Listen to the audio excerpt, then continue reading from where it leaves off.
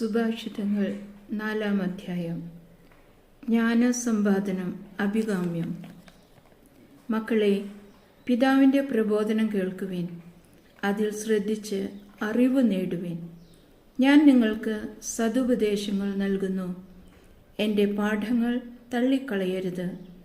ഞാൻ അമ്മയ്ക്ക് ഏക സന്താനമായി ഇളം പ്രായത്തിൽ പിതാവിനോടൊപ്പം കഴിയവേ അവൻ എന്നെ ഇപ്രകാരം പഠിപ്പിച്ചു: നിന്റെ ഹൃദയം എൻ്റെ വാക്കുകൾ മുറുകെ പിടിക്കട്ടെ. എൻ്റെ കൽപ്പനകൾ പാലിച്ചാൽ നീ ജീവിക്കും. വിജ്ഞാനവും ഉൾക്കാഴ്ചയും നേടുക. എൻ്റെ വാക്കുകൾ വിസ്മരിക്കരുത്, അവയിൽ നിന്ന് വ്യതിചലിക്കുകയും അരുത്. ജ്ഞാനം ഉപേക്ഷിക്കരുത്, അവൾ നിന്നെ കാത്തുകൊള്ളും. അവളെ സ്നേഹിക്കുക, അവൾ നിന്നെ സംരക്ഷിക്കും. ജ്ഞാനം സമ്പാദിക്കുകയാണ് സർവപ്രധാനം. എന്ത് ത്യജിച്ചു ജ്ഞാനം സമ്പാദിക്കുക. അവളെ അമൂല്യമായി കരുതുക. അവൾ നിനക്ക് ഉയർച്ച നൽകും. അവളെ പുണരുക, അവൾ നിന്നെ ആദരിക്കും. അവൾ നിന്റെ ശിരസിൽ മനോഹരമായ പൂമാലയണിയിക്കും, നിനക്ക് മഹത്വത്തിൻ്റെ കിരീടം നൽകും. മകനെ, എൻ്റെ വാക്ക് നിന്റെ ഹൃദയത്തിൽ പതിയട്ടെ, അപ്പോൾ നിനക്ക് ദീർഘായുസ്സുണ്ടാകും. ഞാൻ ജ്ഞാനത്തിൻ്റെ വഴി നിന്നെ പഠിപ്പിച്ചു, സത്യസന്ധതയുടെ പാതകളിൽ നിന്നെ നയിച്ചു. നടക്കുമ്പോൾ നിന്റെ കാലിടറുകയില്ല, ഓടുമ്പോൾ വീഴുകയുമില്ല. എൻ്റെ ഉപദേശം മുറുകെ പിടിക്കുക, അത് കൈവിടരുത്. അത് കാത്തു സൂക്ഷിക്കുക, അത് നിന്റെ ജീവനാണ്.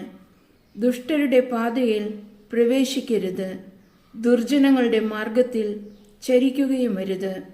അതിൽ നിന്ന് ഒഴിഞ്ഞു നിൽക്കുക, അതിൽ സഞ്ചരിക്കരുത്. അതിൽ നിന്ന് അകന്നു മാറി കടന്നു പോവുക. എന്തെന്നാൽ തെറ്റ് ചെയ്യാതെ അവർക്ക് ഉറക്കം വരില്ല.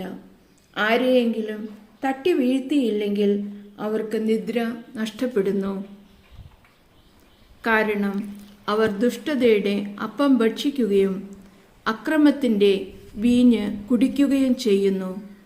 എന്നാൽ നീതിമാന്മാരുടെ പാത പൂർവാന്നത്തിലെ വെയിൽ പോലെ പ്രകാശം വർദ്ധിപ്പിച്ചുകൊണ്ടിരിക്കുന്നതാണ്. ദുഷ്ടരുടെ മാർഗം സാന്ദ്ര തമസ് പോലെയാണ്, എവിടെ തട്ടി വീഴുമെന്ന് അവർക്കറിഞ്ഞുകൂടാ.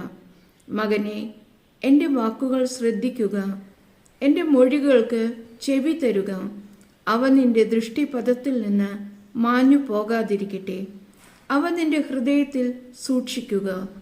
എന്തെന്നാൽ അവയെ ഉൾക്കൊള്ളുന്നവന് അവ ജീവനും അവൻ്റെ ശരീരത്തിന് ഔഷധവുമാണ്.